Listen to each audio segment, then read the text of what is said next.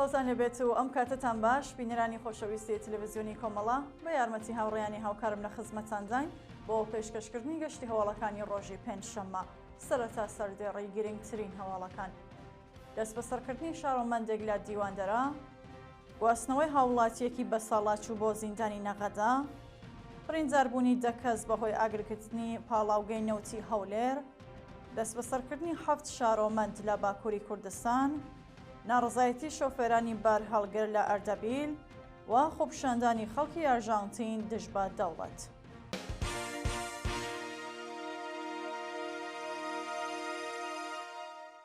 درێژە هەواڵەکان. دەست بە سەرکردنی شارۆمەندێک لە دیواندەرە.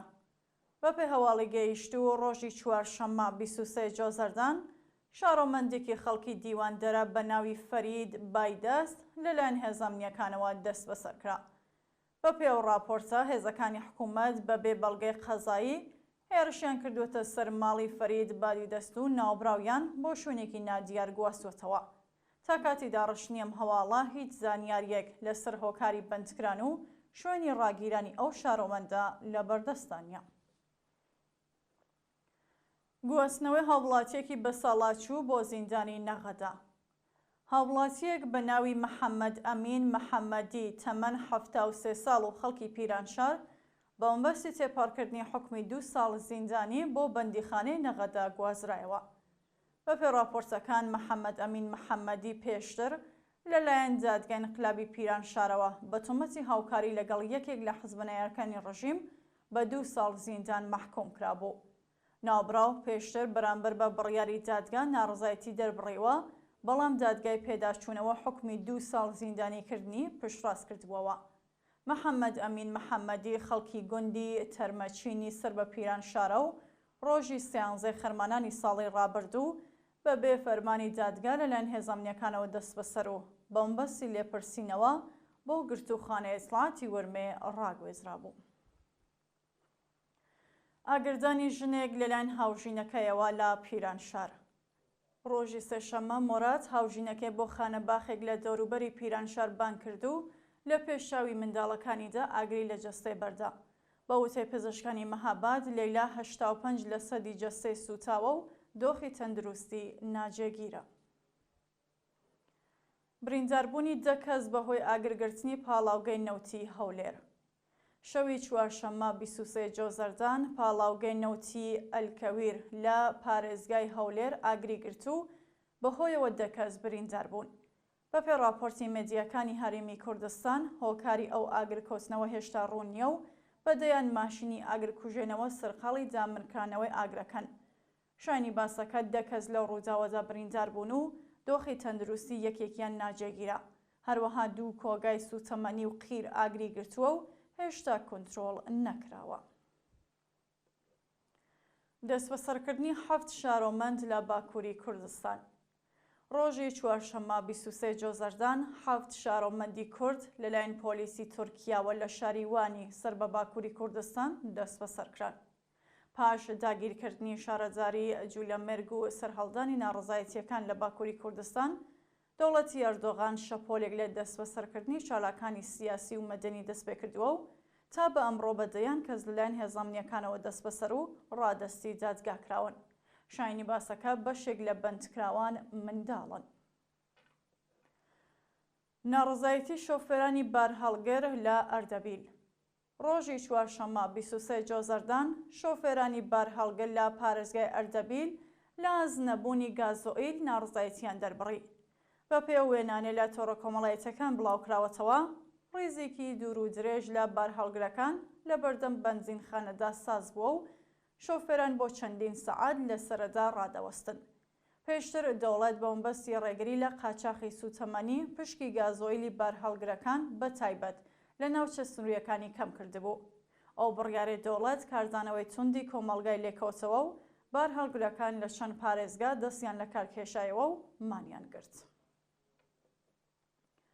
مانگرتن لە خواردنی محەممەد داوەری لە زیندانی شیراز.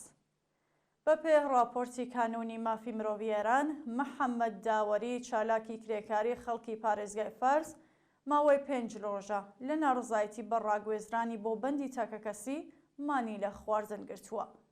بەپێی راپۆرتە ڕۆژی شەمە 19 جۆزەردان محەممەد داوەری بە بیانووی دەربڕینی ناڕزایەتی لە ئاس هەڵسوکەوتی بەرپرسانی زیندانی عادڵابادی شیراز بۆ بەندی تاکە کەسی ڕاگوێزرا بوو. پاش گواستنەوەی ئەو چالاکە کرێکاریە بۆ ژووری تاکە کەسی ناوبراو دەستی داوەتە مانگرتن لە خواردن و دۆخی تەندروستی ناجێگیرە. دژایەتی دەستگای قەزایی لەگەڵ مەرەخەسی دەرمانی ڕۆزانە خانبەیگی. ڕۆزانە خانبەیگی بەندکراوی سیاسی دووگیان و ڕاگیراو لە زیندانی ئێڤین لەلایەن دەستگای قەزاییەوە خراوەتە ژێرگوشار و دژایەتی لەگەڵ مەرەخەسیە دەرمانیەکەی کراوە. پێشتر دەستگای قەزای ڕژیم وەسێقەی دانراوی هاوژینی ڕۆزانە خانبەیگی کە بۆ ئازادی ناوبراو داینابوو زەوت کردووە و ئێستا دادگا بارمچەکە ئازاد ناکات و لەگەڵ پێدانی مەرەخەسی دەرمانی بۆ چالاکە سیاسیە دژایەتی دەکات. شایانی باسەکە ڕێزوانە لە 20مین هەفتەی دووگیانیدایە و پێویستی بە چاودێری پزیشکی لە ناوەندە دەرمانیەکانی جەرەوەی زیندان هەیە، بەڵام بەرپرسانی قەزایی کۆماری جەنایەتکاری ئیسلامی گیانی ئەو بەندکراوە و منداڵەکەیان خستووەتە مەترسیەوە. هەڵبژاردننی هەواڵنێری نوێ تایبەتی نەتەوە یەکگرتووەکان بۆ کاروباری ئێران. سەرۆکی شۆرای مافی مرۆڤی نەتەوە یەکگرتووەکان ڕۆژی چوارشەممە 23 جۆزەردان ڕاگەیان هەواڵنێرێکی نوێ تایبەتی بۆ کاروباری ئێران دیاری کردووە و ناسناوی ناوبراو بریتیە لە مائی ساتۆ خەڵکی ژاپۆن. خاتوو مائی ساتۆ لە جێگەی جاوید ڕەحمان دانراوە و دەرچووی دکتۆرای یاسا لە زانکۆی کینگز کۆلێژی لەندەنە. ناوبراو لە بواری ئەعدام و قەتڵی حکوومەتی پسپۆڕە و لە چەند هەفتەی داهاتوودا بە شێوەی دەنگدان و بەفەرمی وەکو هەواڵنێری تایبەتی نەتەوە یەکگرتووەکان لە کاروباری ئێران هەڵدەبژێردرێت. خۆپیشاندانی خەڵکی ئارژەنتین دژبە دەوڵەت. ڕۆژی چوارشەممە 23 جۆزەردان خەڵکی ئارژەنتین بۆ جارێکی دیکە دژ بە سیاسەتە نیئۆلیبرالیەکانی خاڤیێر میلی سەرۆکۆماریە وڵاتە ڕژانە سەرشەقام و خۆپیشاندانیان کرد.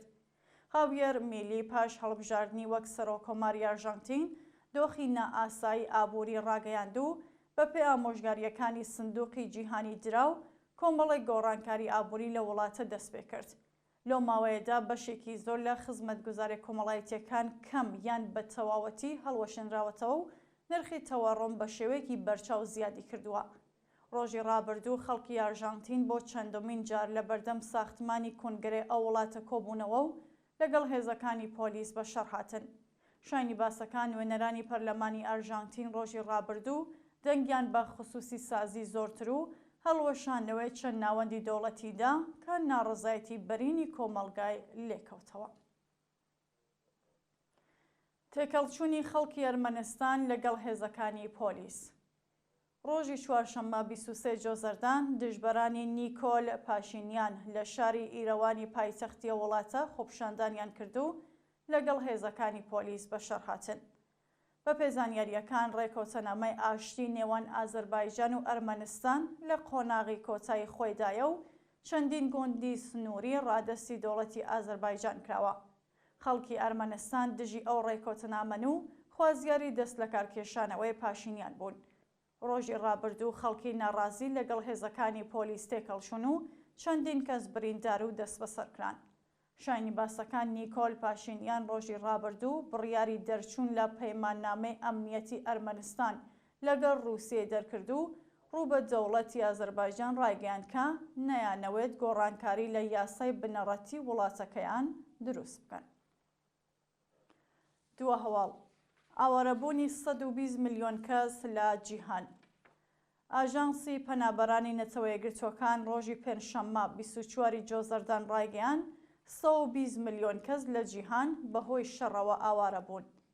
نەتەوە یەکگرتووەکان هۆکاری ئاوارەبوونی خەڵکی جیهانی بۆ شەڕی نیزامی گەڕاندەوە و ڕایگەیاند بەهۆی شەڕی نیزامی لە سوودان، میانمار و غەزە ڕێژەی ئاوارەکان ڕوو لە زیادبووندایە.